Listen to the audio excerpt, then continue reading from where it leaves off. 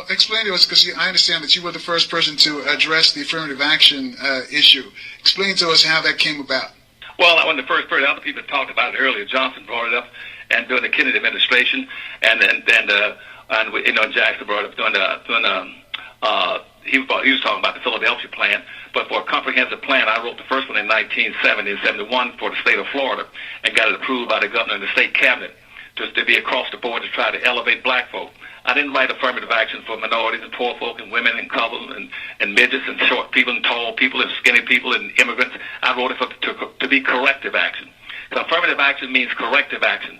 Correcting something that the government has systematically, conscientiously, and done over historical times to impede, to exploit, to misuse, to abuse, or to shortchange and handicap a specific group of people. See, all these groups now you see running around calling themselves minorities. And in the affirmative action program, there's no legitimate reason for any of these groups to be in it. There's no legal grounds, but there's no constitutional grounds for them to be getting preferential treatment.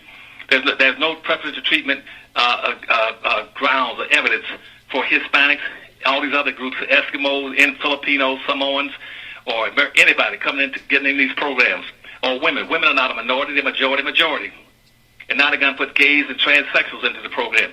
The affirmative action program has been totally destroyed from what I started out with back in the 1970s. And what I tell black folk now, they say, what do you think about affirmative action? Basically, these that die. The best way to kill off affirmative action now is for black folk to pull out of it and say, I don't want to be a part of it anymore. Withdraw from it, it'll collapse because there's no justifiable reason for all these other groups to be getting special preferential treatment.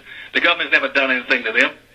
And once it collapses, black folks should go for reparations for things that are uniquely pertaining to the historical treatment of blacks in this country.